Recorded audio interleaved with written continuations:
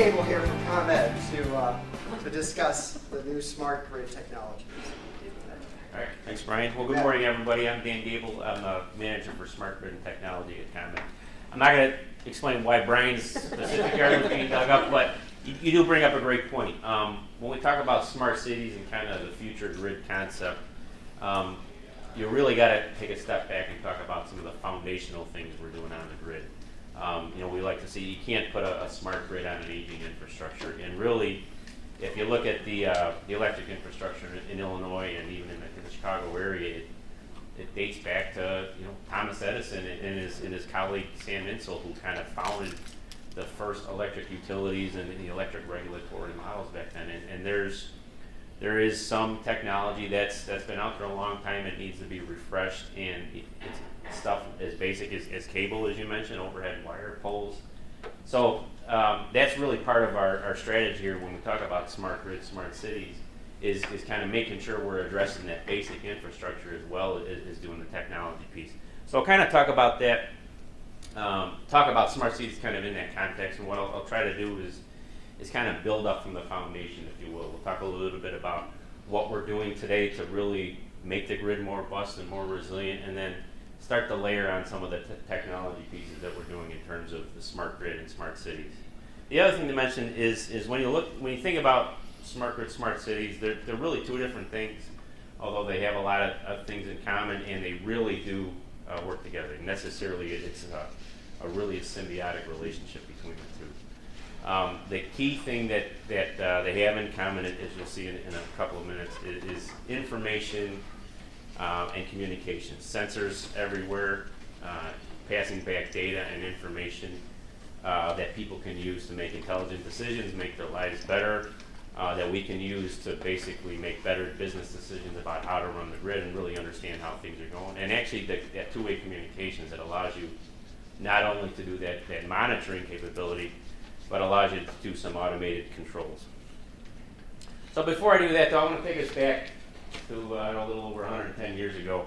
A gentleman named Daniel Burnham, and I'm sure a lot of people have heard this quote before, but make no little plans, they have no magic to stir men's blood. And it's just really, Daniel, at the time, he was kind of the chief architect, or one of the key people to developing the White City, or the 1893 World Columbian Exposition that was held here in Chicago. And it was arguably one of the greatest feats. If you've read anything on how they were actually able to pull this off, it's one of the greatest feats in U.S. history in terms of the number of people involved and the amount of work that went into creating something that was really only intended to be about a 6-month demonstration or a 6-month exposition. But there was so much new innovation and so much new technology that was introduced at the 1893 Columbian Exposition that really kind of fits with what we're trying to do here at ComEd, because not only, again, are we kind of building the grid and improving the grid that we have today, but we're trying to build for the future and kind of peek over the horizon, if you will, to see what else is coming, not only in grid technology, but what are consumers looking for, and how can we help to make their lives better. Just a little step back to it, for those of you who aren't familiar with ComEd, we are the energy delivery company here in Northern Illinois. We're part of the Exelon family of companies. And Exelon is basically comprised of, there's 3 components of Exelon. One is the generation company. So we have one of the largest nuclear fleets here in the U.S., and a lot of that is right here in Illinois. We have a retail energy supplier arm, Constellation. And then we have 3 utilities that are part of the Exelon family. ComEd is the utility, obviously, here in Illinois. Baltimore Gas and Electric in Maryland, and then PECO, which is Philadelphia Electric in Pennsylvania. And, that kind of just gives you some stats on the 3 utilities. Again, ComEd, we have about the northern third of the state of Illinois, and about actually 70% of the state's population, including obviously the city of Chicago, is our largest customer. Nearly 4 million customers, about 3.8 million, and about 11,000 square miles that we cover. And one of the unique things about ComEd, when you compare it to other utilities such as Baltimore Gas and Electric and PECO, is we have got a really, really diverse geographic area that we cover. So we've got everything from a very dense, populous city like Chicago to all the way out to the Mississippi River, where it's all corn and soybeans. And so each of these areas really kind of create their own unique challenges in terms of presenting the level of service that customers expect and maintaining that safe, reliable, resilient grid. So I say here, a smart and resilient grid is a foundation of a smart city. Again, I talked a little bit about how the two are very much related, and there's that symbiotic relationship between a smart grid and a smart city. A couple years ago, back in 2011, when the Energy Infrastructure Modernization Act was passed in the Illinois General Assembly, we made a promise to our stakeholders, to our customers, to the State General Assembly, that we were going to improve the reliability of the grid, we're going to improve the level of service we provide our customers, and create that premier customer experience, as we like to call it, and just provide a lot greater value to those customers in terms of the services we provide them, the reliability of the service we provide them, and just in general creating a much better experience for them, as well as starting to build that grid for the 21st century economy. And none of us really knows what's going to come in terms of technology and what consumers are going to expect down the line, but what we want to do is kind of create that foundation now and begin to investigate and explore new technologies that will enable us to continue to grow as the economy grows. I was actually in a meeting in Baltimore a couple days ago, and we had a futurist that was talking with us, and one of the comments he made really stuck with me. He says, the level of change that you experience today will be the slowest rate that you experience for the rest of your life.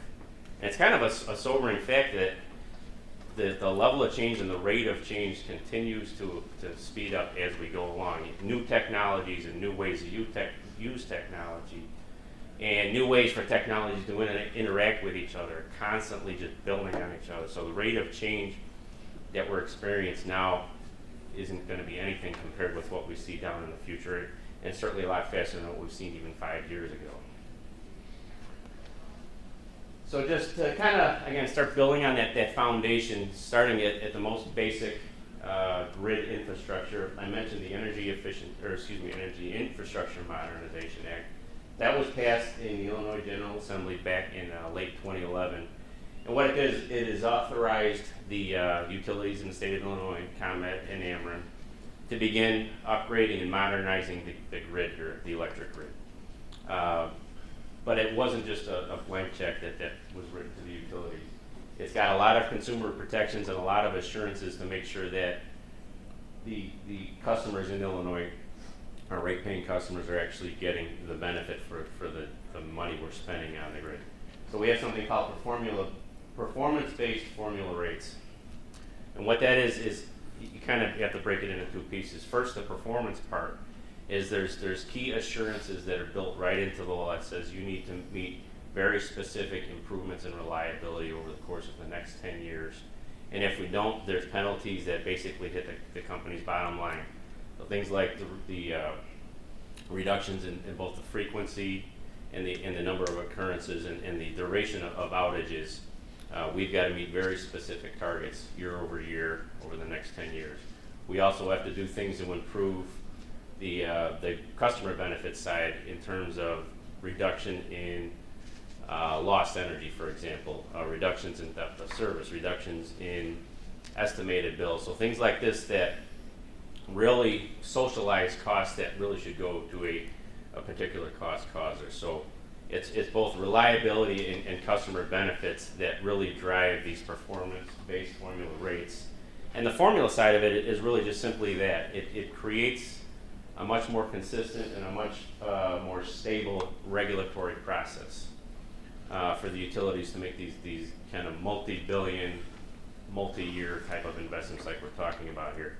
Again, it's not a blank check. It just simply says, here's the formula we're going to use year over year to determine what costs the utilities can recover and which ones they can't. So then going in, the utilities can have that level of understanding of what costs they can spend on improving the grid infrastructure over the course of, again, several years. Every year we need to submit our annual work plan to the Illinois Commerce Commission, which basically says, here's the things we're going to invest our money on this year to improve the grid reliability, and that plan includes how did we do against our plan last year. And again, there's penalties associated with not meeting the performance that we said we were going to meet. The investments itself, though, it's about, again, a $2.6 billion investment, and half of that is just on basic infrastructure. So things like the underground cable, for example, that Brian was talking about, replacing over 4,100 miles of underground cable. A lot of it is that residential cable that you were talking about in the backyard, but a lot of it is also the main line cable, so the big heavy-duty cables you see under the streets in the city of Chicago and other large urban areas. A lot of that's 40, 50 years old. So we're replacing a lot of that problematic cable with modern cable that can handle the new loads that we see today. Wood poles, wood poles are such a basic element of electric infrastructure, but we plan to replace, we're going to inspect every pole on the system. We have about 1.3 million poles in the comment territory. We're going to inspect every pole on the system over the course of the next 10 years. Or 730,000 just over the course of the first 5 years of the program. And we expect in that time frame to replace about 19,000 poles.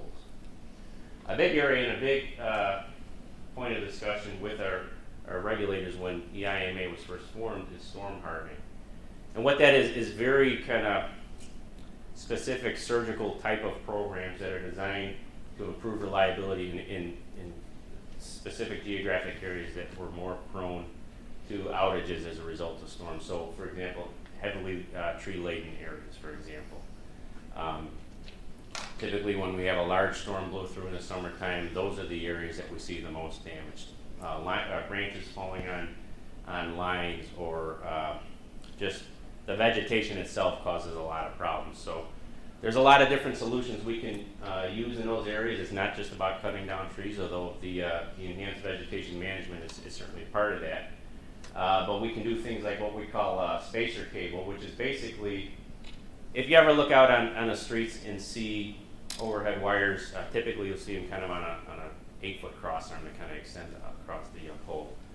And what this does is the spacer cable is actually a more tree resilient type of cable, where it's in a much more compact area. So number one, it's a smaller target for trees to hit.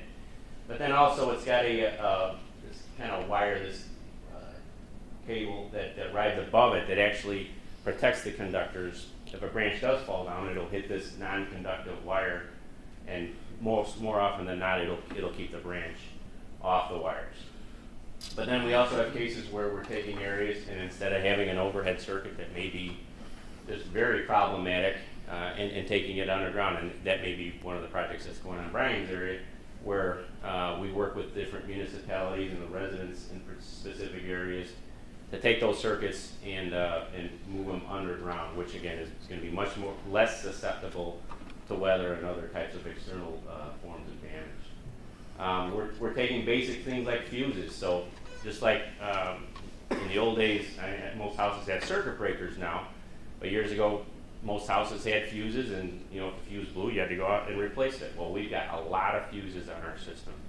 Usually what we call taps. So you have kind of the main line that runs down the street, and then you'll have taps that go off to individual groups of houses, like down the alleys in different neighborhoods.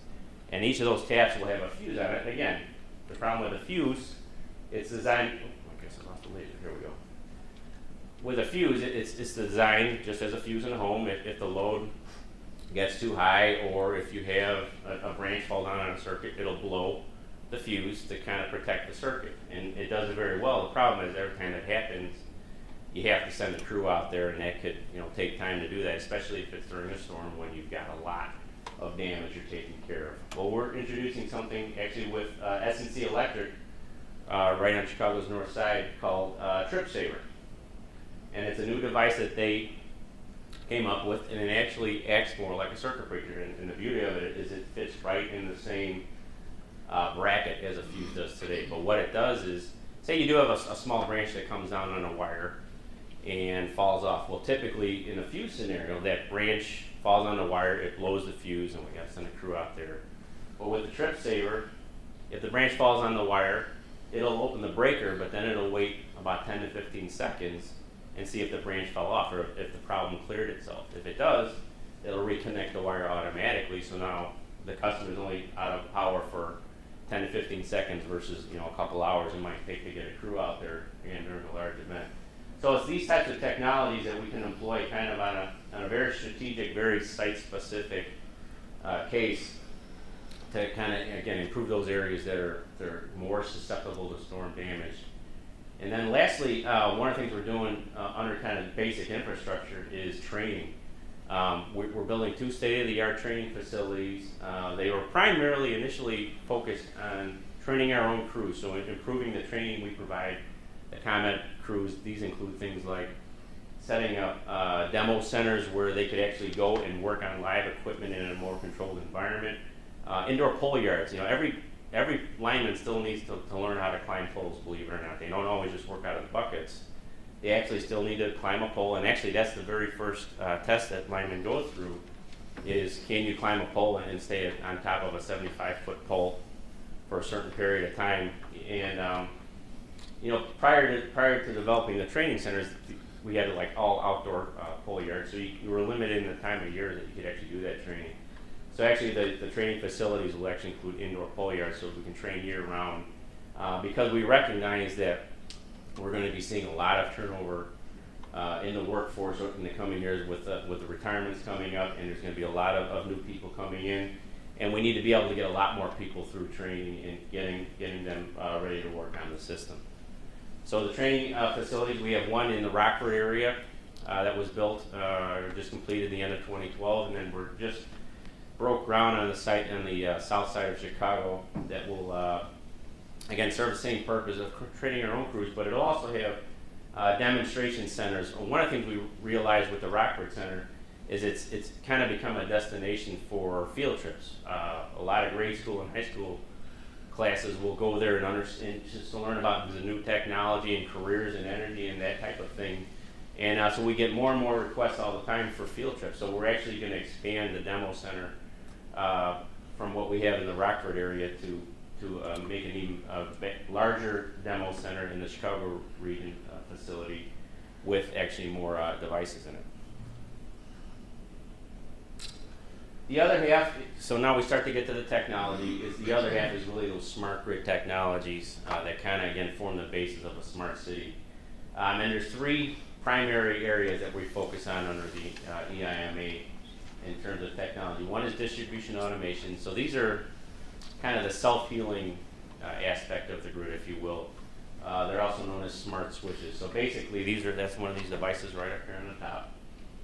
So these devices are basically installed out on a grid, and again, what they're intended to do is limit the amount of customers or the number of customers that may experience an outage if there's a problem, say, during a storm. And what we try to do is basically segment our system by putting these switches out there so it'll kind of cordon off, if you will, or lock down a specific area that's got a problem while keeping all the other customers nearby up and running. So our target with the EIMA deployment, we've got about 2,600 devices that we're planning to put out on the system, and actually those should all be complete by 2017, so just within the next couple of years. Question on that? Sure. Does that allow for like primary and secondary feeds to residential areas so that if the primary feed trips out, you could like switch to a secondary feed and keep the Absolutely. In fact, one of the devices we use, actually, I talked about S&C Electric, we use something called an interrupter, particularly in the more urban areas where we've got a lot of interconnection between circuits, because they can do actually teaming, so they can actually talk to each other and find out where the problem is and actually work around each other to switch the circuits around. It's fully automated. Commanded to switch. That's correct. There are certain systems where in different utilities where they actually kind of manage all that from a control center.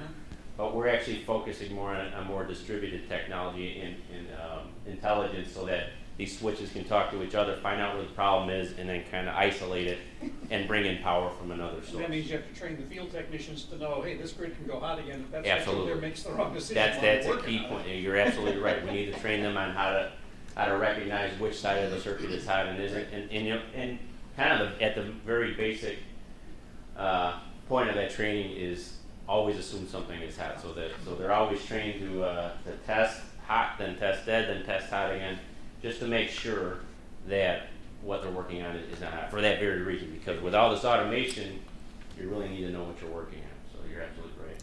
So again, we're going to be segmenting our entire grid, and our target at the end of the program here is to have about segments of 500 to 750 customers, meaning ideally we want to be able to isolate a problem to a small group of customers as we can, and we're targeting about 750 to 500 customers per segment. Substation upgrades. So our largest and most expensive assets reside in our substations. Those are the facilities you typically see behind the fence that take that high voltage, the high tension transmission voltage down, transform it down to what you would see in the neighborhoods, 12,000 volts or lower than that. So these are very important, very vital assets to a reliable grid.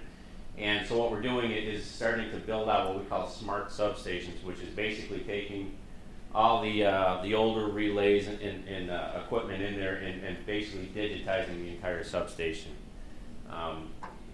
There's a lot of, just like you have, many of you probably, if you haven't switched over to a smart meter yet, you have the old meter on the back of your house with a dial that spins. Well, that's how a lot of the old protective relays are at substations. It's just a dial that spins and measures voltage, current, and other things.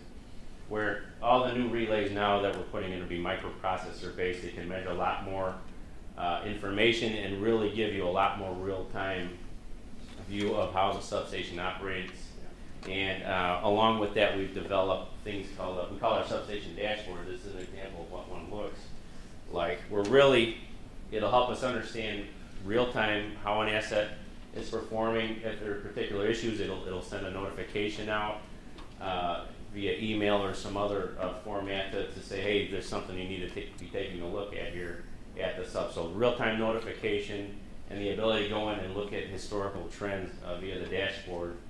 Again, that's kind of the back end of the smart grid, is really taking all that data from these devices that we're putting in and creating information, turning it into business intelligence to really help us manage the system and understand what's going on. And lastly, but certainly not the smallest part of the smart grid, is the smart meters itself. So that's the one that's really most visible to customers, and most people will direct, and how most customers will directly interface with the smart grid. So every meter on our system, about 4 million, will be replaced with a smart meter. And where the smart comes from is really in that two-way communications that I talked about earlier. So along with the smart meters, the meters themselves, we're building out a wireless two-way, what we call mesh radio network. And the mesh is important because, again, it's kind of a self-healing communications network where not only can meters pass their information to and from a host radio sitting up on a pole, but they can also pass information between the meters themselves. So to kind of create a spider web, if you will, in different paths of communication. And the devices are constantly, on a regular real-time basis, they're constantly looking for that best communication path back and the most efficient way to get their information to and from the meters. So the smart meters, with that two-way communication, not only does it enable you to do the most basic meter reading remotely, it allows you to do control. So every one of these devices, every one of these meters will have a disconnect switch built right into it, at least the residential ones, that is. Will all have a disconnect switch in. I mentioned earlier the performance-based formula rates. One of the things that's important is reducing these, what we call system losses or unaccounted for energy. And a prime example of that is in areas where you have a lot of apartment buildings and people that move in and out frequently. Today, or prior to smart meters, it actually didn't make financial sense to send somebody out there to pull the meter and shut the power off when somebody moves out. It would actually cost more to send somebody out there than the amount of electricity that's being used. But all that energy that's kind of being used kind of goes into a bucket called unaccounted for energy or system losses and gets socialized.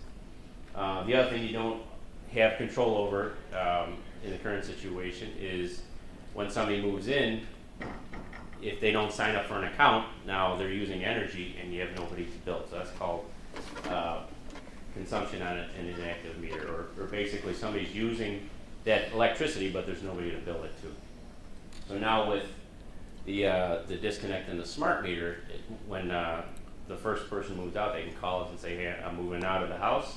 We say, very good, sir or madam, and we hit the button and we can disconnect the electricity so that when the new person moves in, they basically need to call and sign up for service to get the electricity flowing. So again, that what that does is it gives you much more accurate accounting of that energy usage, and rather than socializing those costs of that energy that's being used, it's being put on the person who's actually using it. So what would happen if the pipes freeze in the 2 weeks between one guy? Well, that is an important consideration, because that's where we would work with building owners and that kind of thing to make sure that if that's a concern, we wouldn't turn off the electricity. You're absolutely right. That's an excellent point that has been brought up. Because that, yeah, I mean, that could result Yeah. in, you're trying to save 25 cents worth of electricity and do $50,000 damage to the True. building. So that would not be a good thing. Exactly. Yes, sir. Are you going to talk about some of the wireless technology you're using to interconnect these on mesh networks? Yeah, so basically it's a 900 megahertz system today. It's a company called Silver Spring Networks. They do a lot of smart meter installations across the country. And as you'll see in a little bit, we're looking at other ways when we get into the smart cities portion of the discussion.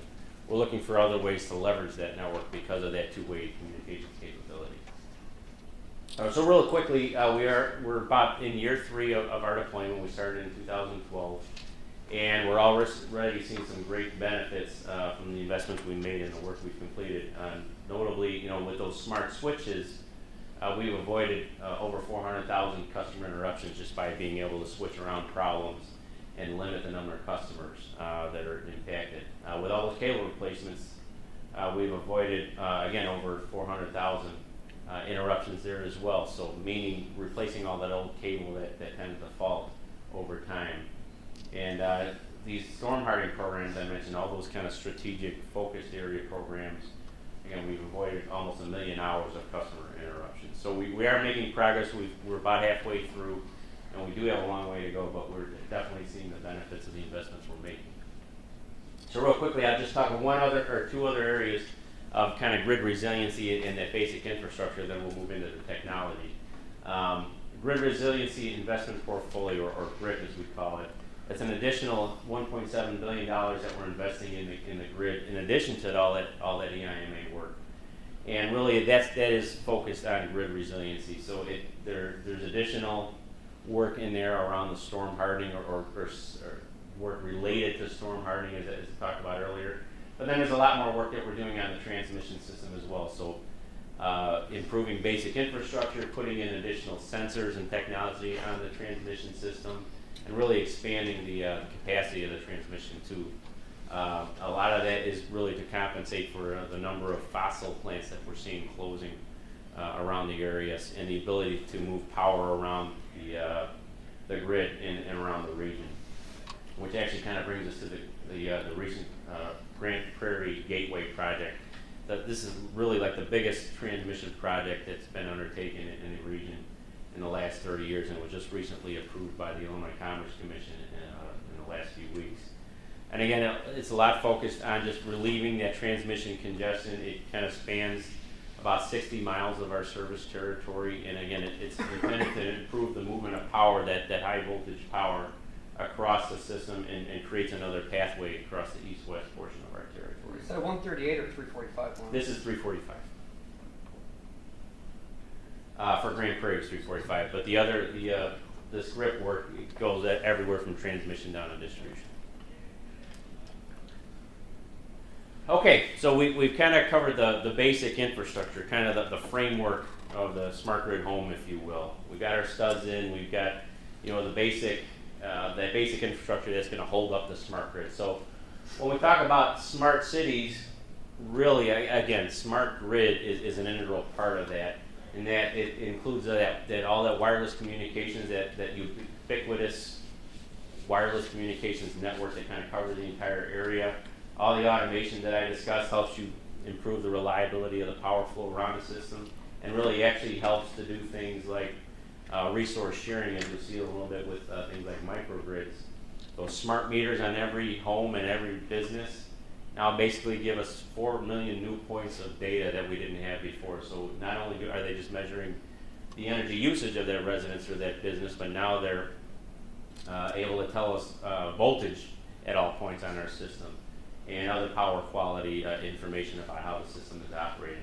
Outage notification is another huge portion of the smart meter system. So it has what we call last gasp capability. So today, a non-smart meter home, if your power goes out, you have to notify the electric utility. We don't know if your power's out. Now, most people don't understand why we wouldn't know that your power's out, but we don't know your power's out if you don't call us. And it can be very frustrating, not only to customers, but to those of us who are working the storm, especially as you get to the tail end of the storm.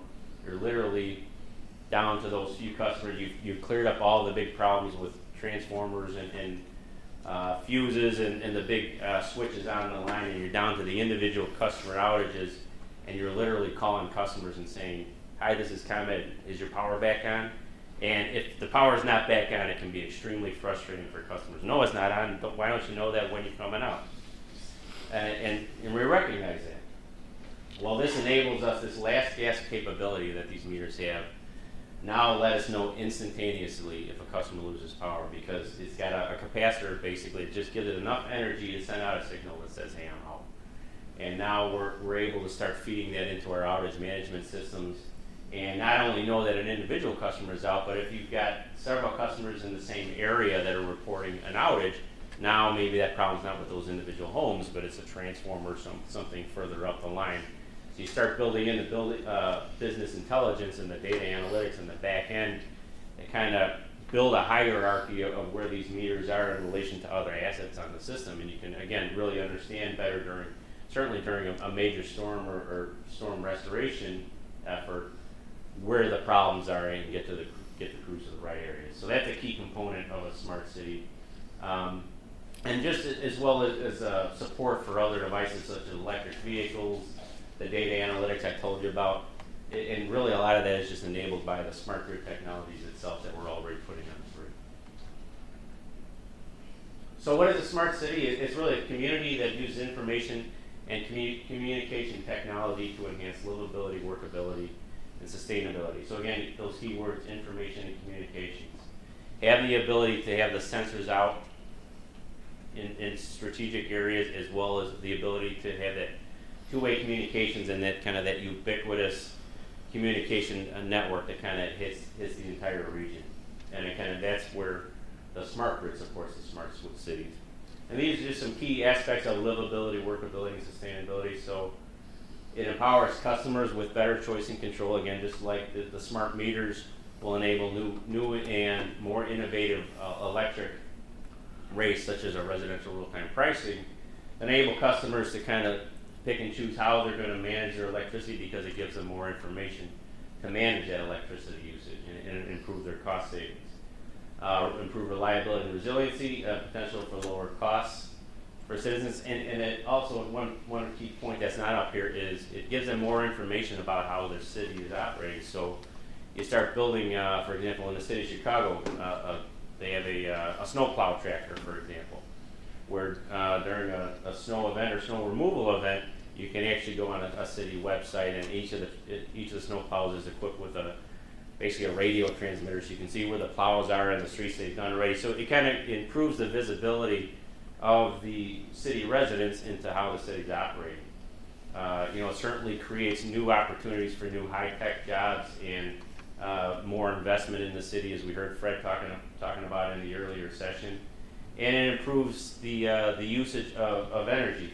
So it allows more energy efficiency measures to take place. I'll talk a little bit about smart streetlights, LED streetlights. That's a huge benefit to cities, as streetlights can be a large part of their energy usage on an annual basis.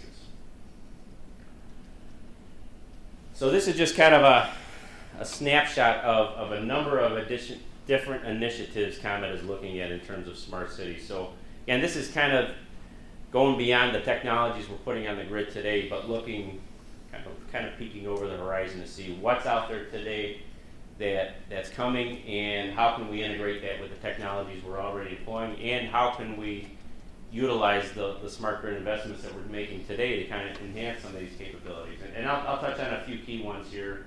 Again, some of them are kind of basic infrastructure type of stuff, and some are more advanced in terms of the technology. But we'll talk a little about smart streetlights, microgrids, superconductor, those types of things. And again, these are just some of the things we're thinking about today.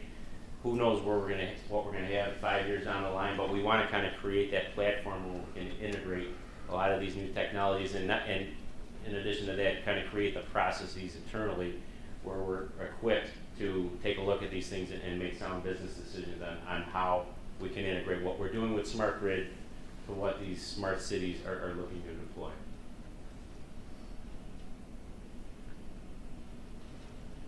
So just one example again on the resiliency side, kind of stepping back to the basic infrastructures. We're looking at a superconductor project. So we just, within the last few months, signed an agreement with the Department of Homeland Security and American Superconductor to basically deploy about a 3-mile ring of superconductor in the Chicago downtown area, the Central Business District. And it'll actually be the largest project of its type in the world. And what we're trying to do is understand how this superconductor, which it operates at a lower voltage and takes up a lot less space in manhole systems and conduit systems underground, how it can replace these larger transmission cables and actually improve the resiliency of large urban areas, and again, using the Chicago the Central Business District as an example. And it's essentially just a multi-layered cable between the superconducting elements and the dielectrics between them. And it's actually cooled by liquid nitrogen, so it's got liquid nitrogen pump on either end, and it just, through that outer jacket, it is pumping liquid nitrogen to keep that the cable cool, because it is, as you increase the amount of electricity that flows through a conductor, it tends to heat up.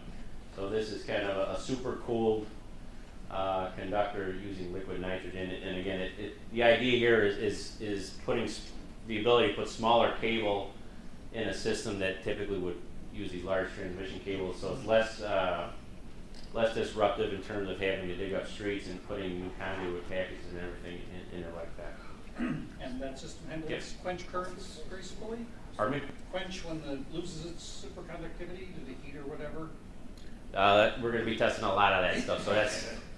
So we're not going to actually be replacing existing cable with this. This will actually supplement It'll be an overlay, the system, right, so it'll okay. be an overlay, and that's certainly one of the things we'll be Do you looking know what the at. bending radius is of that with 3 conductors in there? It's a lot higher than the typical, like this is 12 kV cable, and it's certainly a lot higher bending Okay. radius. What kind of scale is that? Is it like 6 inches across or? I believe all the way across, yeah, it's like 8 inches. So it's a big cable. It won't fit in the existing conduits that we have for a 12 kV cable, good. but it'll certainly fit in the conduits that we use for the larger transmission cable. What's But you're right, bending radius is a. What's the capacity in that compared to like your typical 750 triplex? That's a good question. I'll get you that answer. Yeah, it's like equivalent of 4 cables. Or? 3, I believe. 3 cables. So another area we're looking at is microgrids. So there's been a lot of discussion of microgrids and grid resiliency when you talk about the large hurricanes and the large storm events that have hit, particularly on the East Coast. When Hurricane Sandy hit, you heard a lot of discussion of microgrids. And basically, in its most basic form, it's what Thomas Edison invented years ago, where basically he had individual clusters of microgrids serving very specific areas. They had the complete power system, power distribution system generation, and so it's kind of taking a hybrid of the existing centralized generation model that we use across the country today and breaking it out into small chunks. So these microgrids can basically operate either grid connected as part of the larger grid, or they can kind of operate independently if there is a storm or other event, because they have their own sources of generation and energy storage and the ability to switch power around. But one of the unique things that we're going to be doing with respect to microgrids is we just got a grant from the U.S. Department of Energy to build a clustered microgrid controller. And what that does is essentially it has the ability to start to link microgrids together. So if you have neighboring microgrids in a geographic area, the ability to link them together and have this master controller, or the brain, if you will, decide which resources should get priority for the power and the ability to share generation resources between the microgrids. And again, improving the resiliency and the reliability of both microgrids, or both clusters, if you will. So it's something we're just starting on. We're starting to look at locations. and we're just starting to develop the project with our partners. A big partner in this project is the Illinois Institute of Technology on Chicago South Side. How would that work with who would own the microgrid itself? Would that be like a third party? There's a lot of different models that we looked at. I know New York is looking at that as well. There could be utility-owned models. There could be private-owned models or public-private partnerships. It really depends on the loads you're trying to serve and really where you're putting them. For example, if you put it on a campus environment, probably more appropriate to have a kind of a private owner. Whereas if it's got multiple loads, multiple customers connected to it, then there's probably either a case where the utility owner or some kind of shared ownership between And the they utility. still pay you for delivery, basically? Still be delivering the power? Yes, yeah. So the idea is in the normal mode it would be connected to the larger grid, but it has the ability to work offline. Now, one of the challenges, quite honestly, with the existing regulatory construct that we operate in is, as a delivery company, we're not allowed to sell generation. So there are challenges that we need to work through to understand what role we could play as a It utility. seems like it'd be negative for utility to have microgrids out there, almost costing customers potentially, right? Well, as a utility, we don't sell or sell electricity.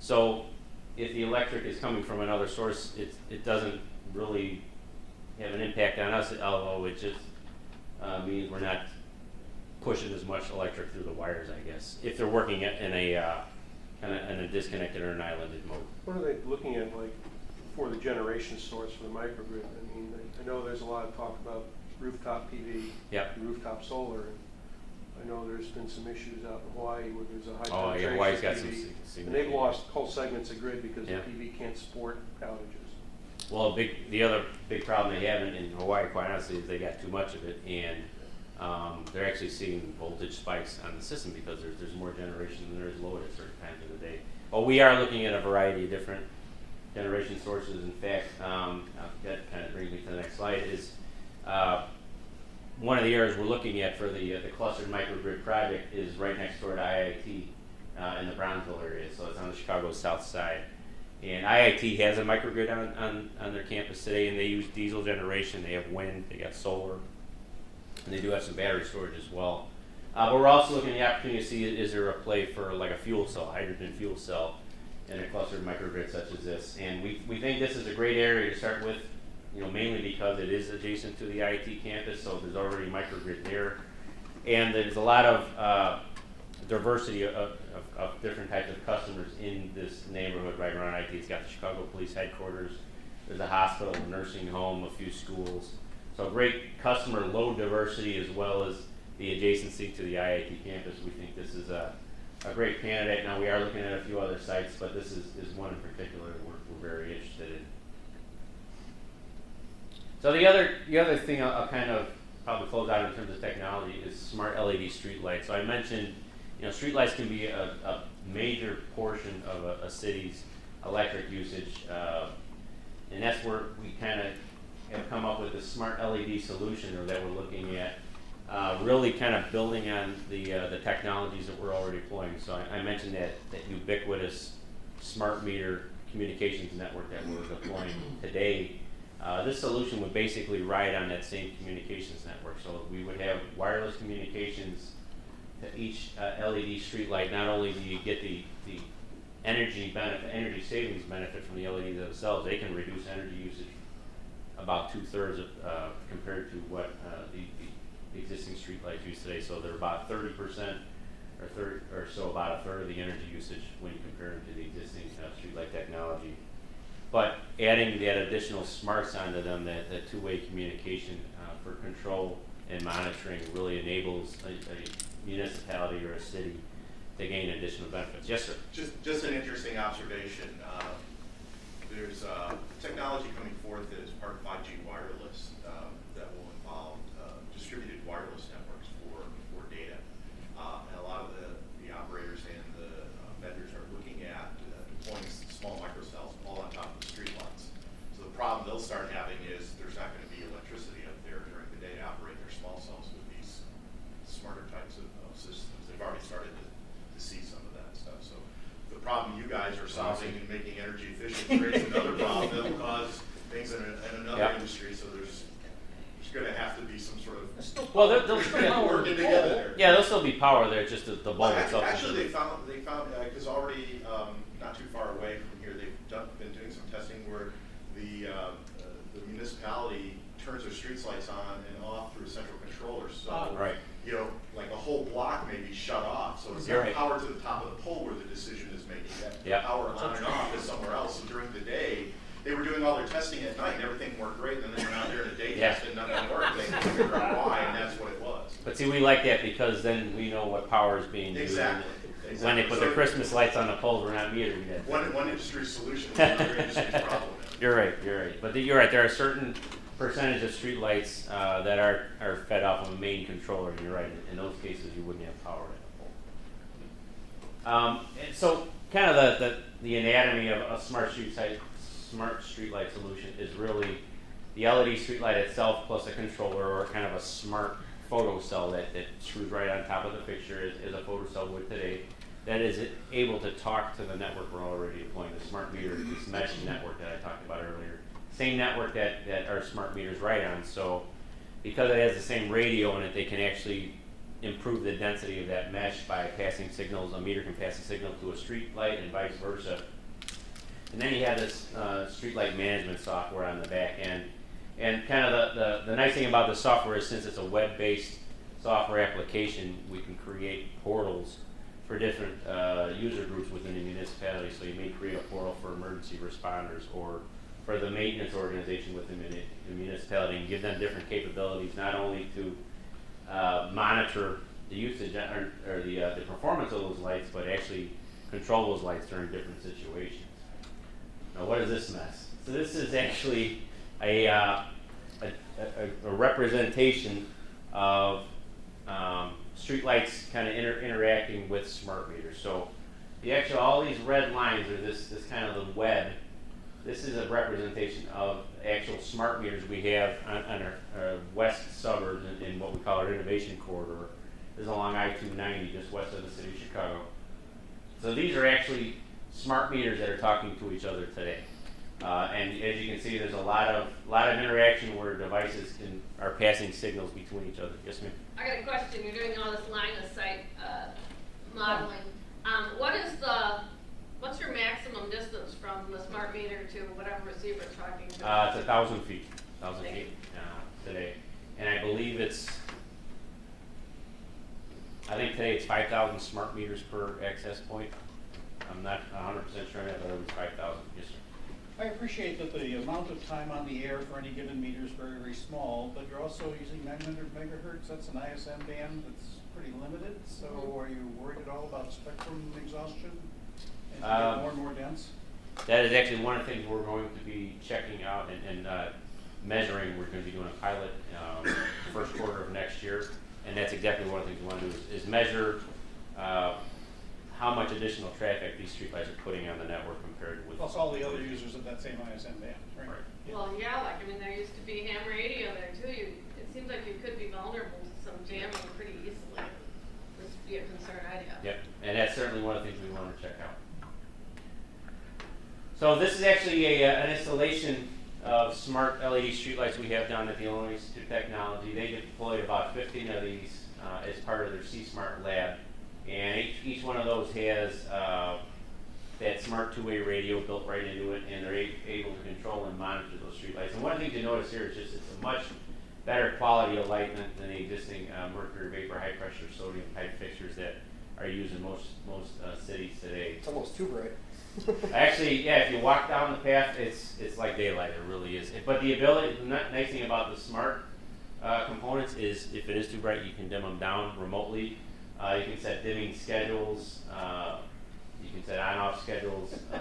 Are you going to motion sense? I mean, Well, that's like a you see in food stores now. You walk down the frozen counter aisles. That's and actually- the lights come on as you walk by, and then dim as you Yeah, walk. that's actually one of the things that's a couple of grad students at IIT are working on right now. So most college campuses have those the blue boxes or the emergency call boxes. Right.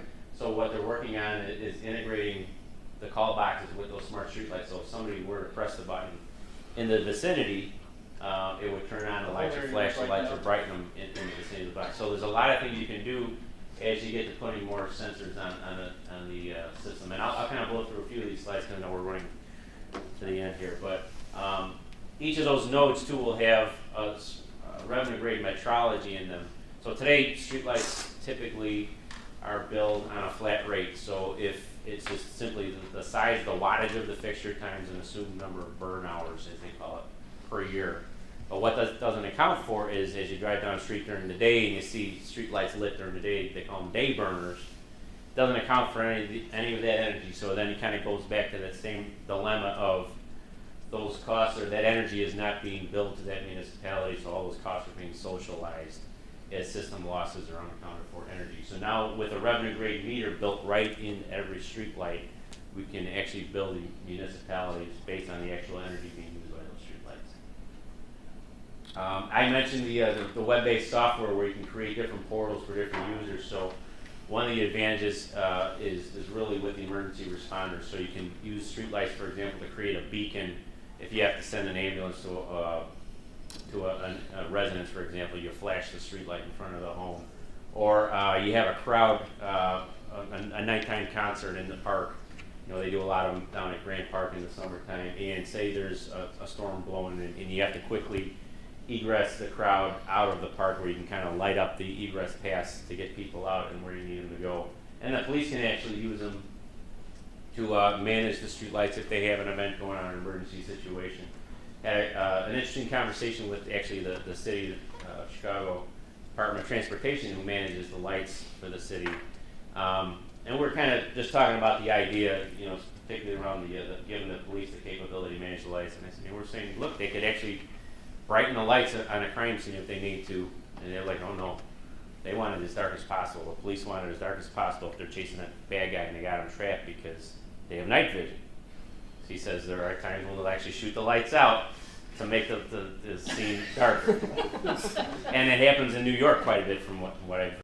So this will enable them either right from the squad car, or from a control center, to basically shut down the lights in the area if they need to. Or again, if they're doing crowd management or other type of emergency situations, it just kind of gives them that ad hoc on-demand capability to manage the street lights.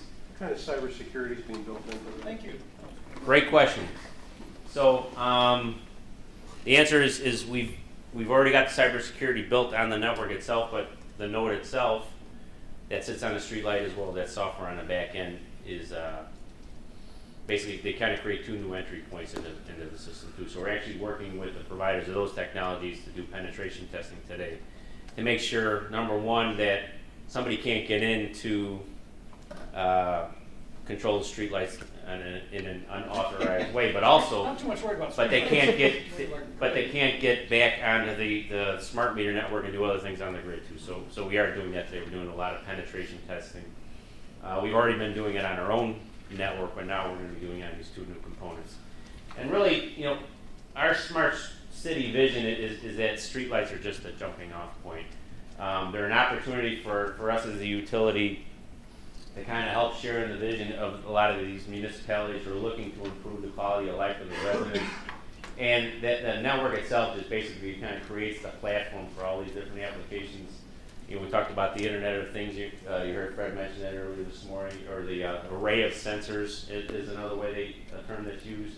But really, all these different types of sensors that can be put on the grid to improve not only the quality of life of the residents, but improve one of the key concerns of the city of Chicago in their technology plan is they want to improve transparency. They want the residents of the city to know what their government is doing and how well they're doing things. So that all these different sensors enables greater visibility of the residents into how the city is performing.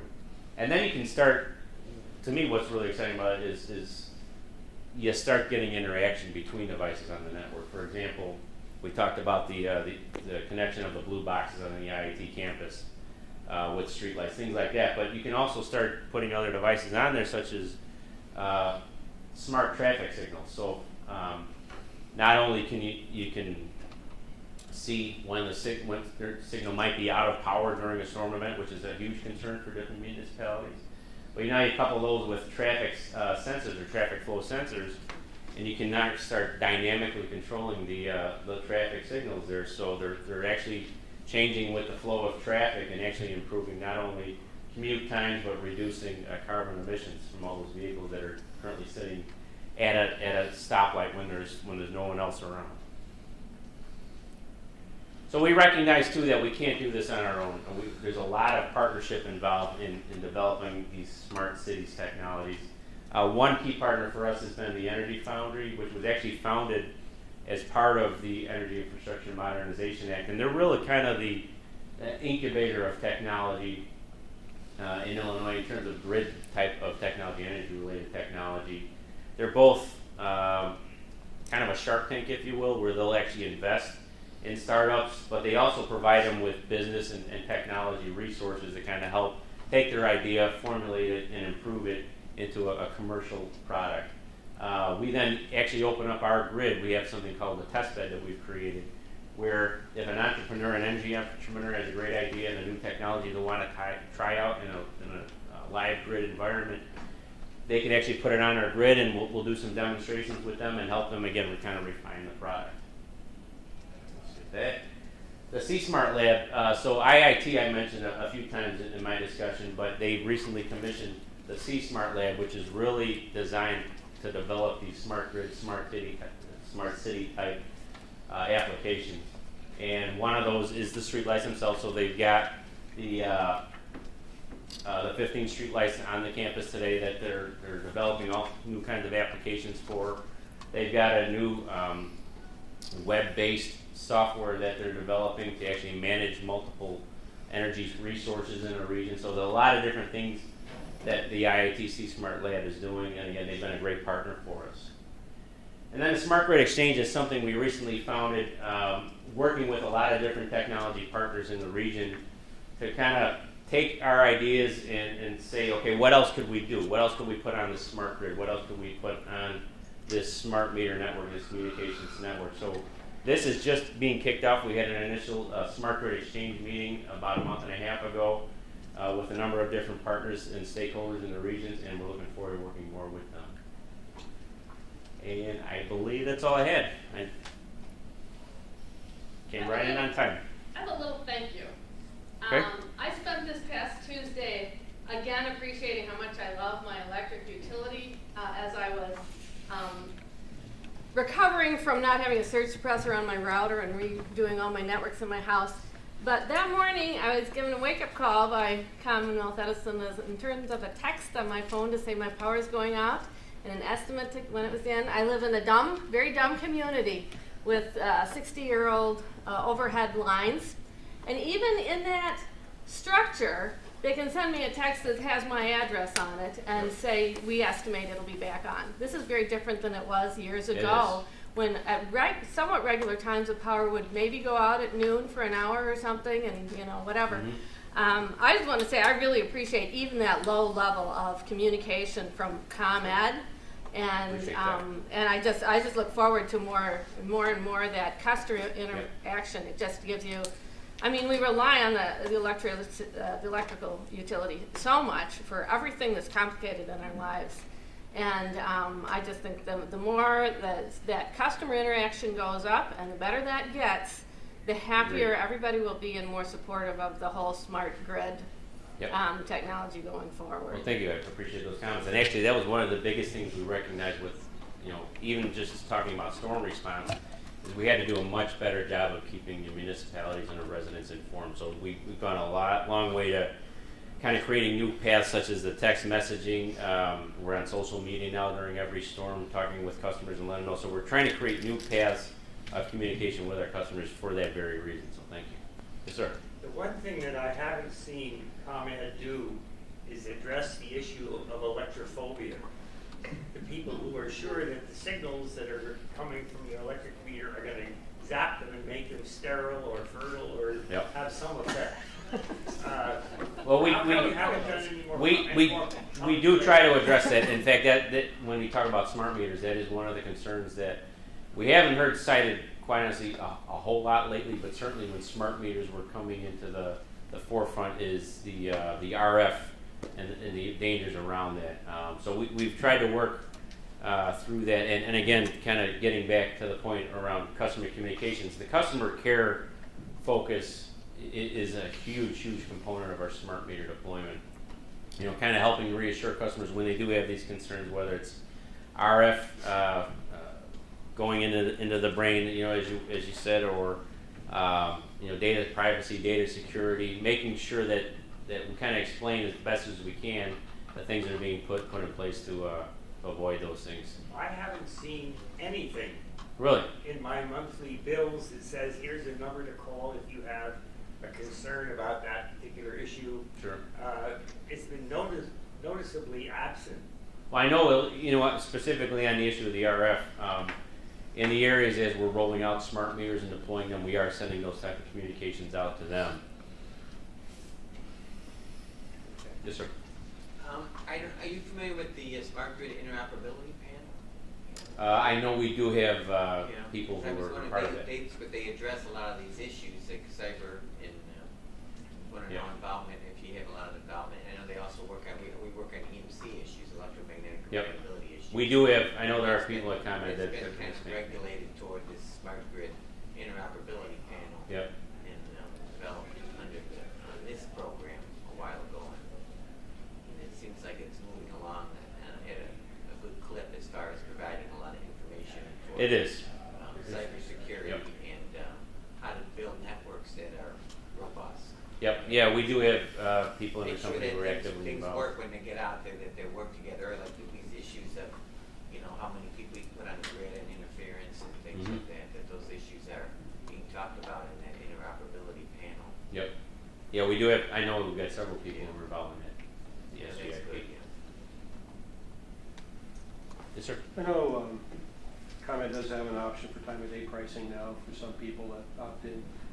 Mhm. With the deployment, you know, I think I'm not scheduled till like 2018 to get a smart meter. Will you mandate time of day pricing once you're all smart meter? We have no plans to mandate that, you know. 'Cause I know it was a disaster in California. Yeah, in fact, ours is like I said, it's purely an opt-in system, and we've gone beyond just kind of a time of day where it's a schedule, you know, a fixed schedule, where we've gone to the residential real-time pricing program. Now, it is for certain levels of customers, meaning commercial customer, I think above 100 kilowatts. That is their default rate, is a real-time pricing or an hourly energy pricing, but there's no plans for residential customers to do a mandated time-of-day rate. Okay, so yeah, so, you know, because otherwise there's a large consumer education thing that Yeah, oh, for sure. people in California, you know, okay, I got a smart meter, you know, tells me what I'm using, and they made no change in their usage patterns, so the AC is running at 2 o'clock in the afternoon when electricity's 50 cents a kilowatt hour. And they got tremendous bills. So I think we're out of time, Brian? Thank Okay. you. Well, thank you.